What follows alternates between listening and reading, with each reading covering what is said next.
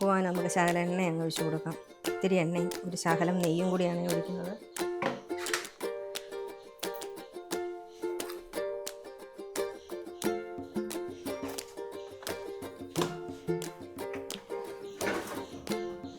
ഇത്തിരി കടുക് ഇട്ടേക്കാം. കൈക്കണക്കാണല്ല, എനിക്കല്ലാതെ. പിന്നെ സവോള അരിഞ്ഞ് വെച്ചിട്ടുണ്ട്. ഒരു പച്ചമുളക്, ഇഞ്ചി, കരിവേപ്പില, ക്യാരറ്റ് ഇതെല്ലാം കൂടി ഇട്ട് ഉപ്പുമാവ് ഉണ്ടാക്കാം.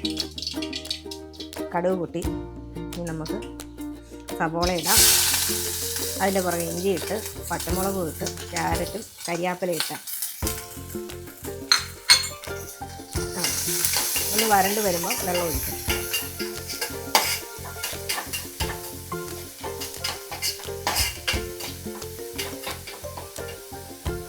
ായിട്ട് വരണ്ട് വന്ന് ഇനി നമുക്കതിലോട്ട് വെള്ളം ഒഴിക്കാം. ഞാൻ 1 കപ്പ് റവയാണ് നേരം കുറച്ച് വെള്ളം ഒഴിച്ചു. അതിലോട്ട് ശകലം ഉപ്പിടാം. ഇനി തിളച്ച് കഴിയുമ്പോൾ റവ ഇടാം. നല്ലോണം തിളച്ച് നമുക്ക് റവ ഇട്ട് കൊടുക്കാം.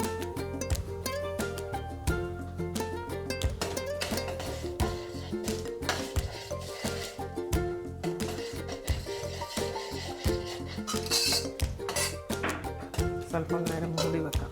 എങ്ങനെയായിരുന്നു നോക്കാം. ഉപ്പുമാവ് ശകലം കുഴഞ്ഞു പോയി.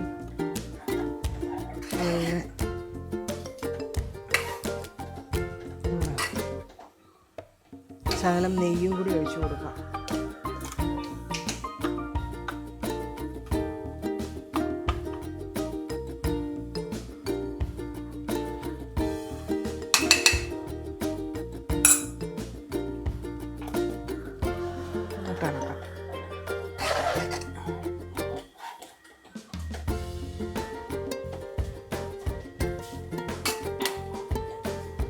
തേങ്ങ ഇടുന്നു.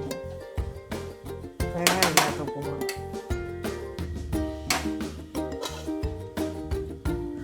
വീണ്ടും മൂടി വെച്ച്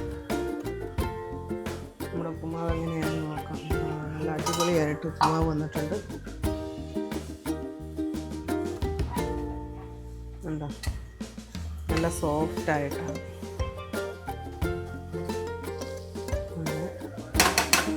നമ്മുടെ ഉപ്പുമാവ് റെഡിയായി. ഇങ്ങനെയല്ലേ?